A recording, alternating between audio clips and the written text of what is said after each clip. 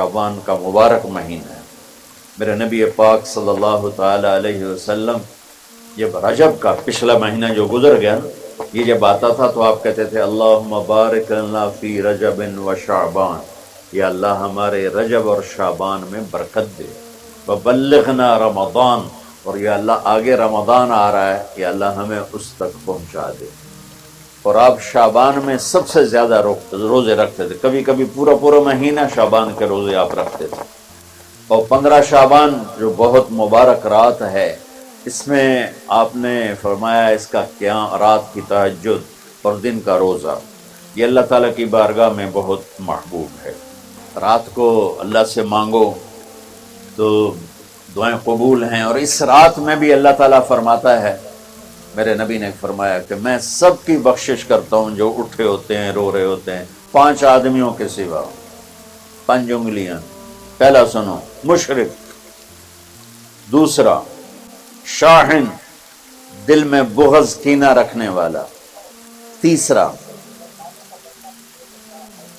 المسبل، متکبر تکبر کرنے والا، چوتھا عاق لوالدیہ، والدین کو برباد کرنے والا۔ ایک ہوتا ہے کبھی کبھی اونچا بول ہو جائے، غصہ کا، اس کو نافرمان نہیں کہتے۔ عاق ہوتا ہے پھاڑ دینا، ایسا پھاڑنا کہ جڑ نہ سکے، جو والدین کے جگر چیر دے اور ان کے کلیجے جلا دے، اس کی اس رات بخشش نہیں ہوتی۔ وَمُدْمِنُ خَمْرٍ، اور روز شراب پینے والا، عادی نشے والا، ایک اس کی بخشش نہیں ہوتی۔ بخشش نہ ہونے کا کیا مطلب ہے؟ کہ یہ شرک سے توبہ نہیں کرتا، معافی نہیں ہے، یہ کینہ اپنے دل سے نہیں نکالتا، معافی نہیں ہے، یہ تکبر نہیں چھوڑتا، معافی نہیں ہے، یہ والدین کی نافرمانی نہیں چھوڑتا، معافی نہیں ہے، یہ شراب نہیں چھوڑتا، معافی نہیں ہے۔ اگر یہ چھوڑ دے سب معاف۔ ادھر یہ توبہ کرتا ہے، ادھر اللہ سارے گناہوں کو دھو کے پاک کر دیتا ہے۔ اور اللہ کی رحمت اتنی طاقتور ہے کہ میرا رب فرماتا ہے، یہ تو میں نے 5 غلطیاں بتائی ہیں، لیکن میرا رب فرماتا ہے میرا بندہ، میں تجھے عمر بھی دیتا ہوں، طاقت بھی دیتا ہوں، تو اتنے گناہ کر کے زمین فیصل آباد کی سے اٹھا کر آسمان کی چھت کو لگا دے، سوری دنیا گناہ گار ہو جائے نا تو آسمان کیا چاند تک بھی گناہ نہیں جا سکتا۔ اور میرا اللہ کہہ رہا ہے ایک مرد عورت اتنے گناہ کرے کہ آسمان کی چھت کو لگا دے، پھر صرف ایک دفعہ مجھے کہے یا اللہ معاف کر، تو میں سارے ہی معاف کر دوں۔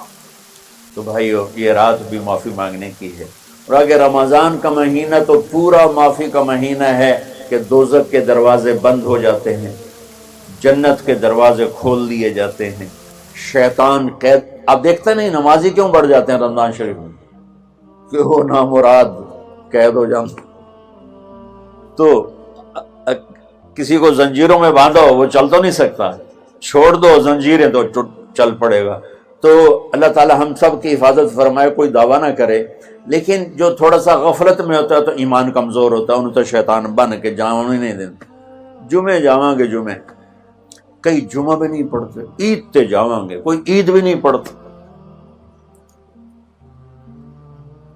یہیں یہ ایک نگینہ سینما کے مالک نے بیان کروایا تھا، اور اس نے بعد میں اس سینما کو گرا دیا، آج کل وہ کینیڈا میں ہوتا ہے۔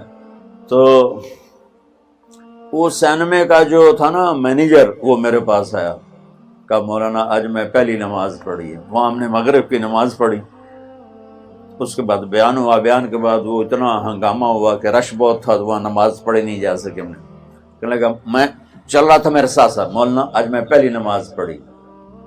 میں نے کہا کیا مطلب؟ کہا جی یہی کہ آج زندگی دی پہلی نماز پڑھی، ہوگا راؤنڈ اباؤٹ 40-45 سال کا۔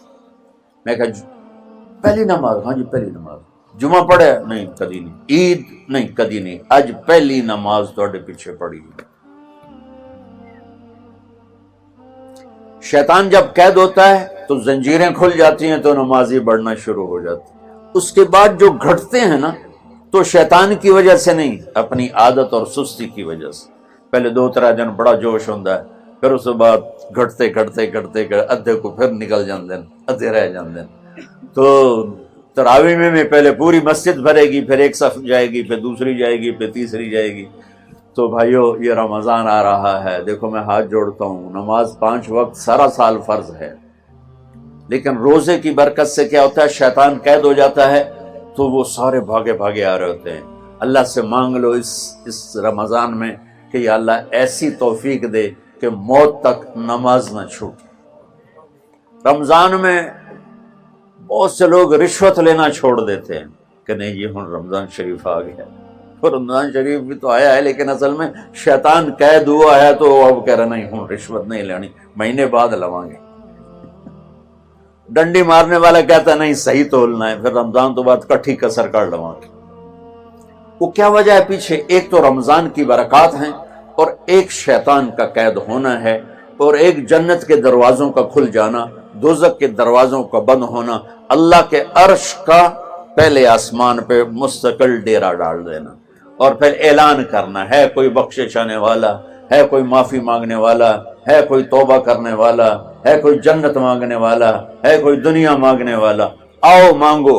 اور ایک فرشتہ اعلان کرتا ہے اے بھلائی کے چاہنے والے شاباش آگے بڑھ، اور دوسرا فرشتہ اعلان کرتا ہے اے برائی کے کرنے والے بس کر اور واپس آ جا، بس کر اور واپس آ جا۔ رمضان کا مطلب ہے جل جانا، رمضان کے لفظ کا مطلب ہے جل جانا۔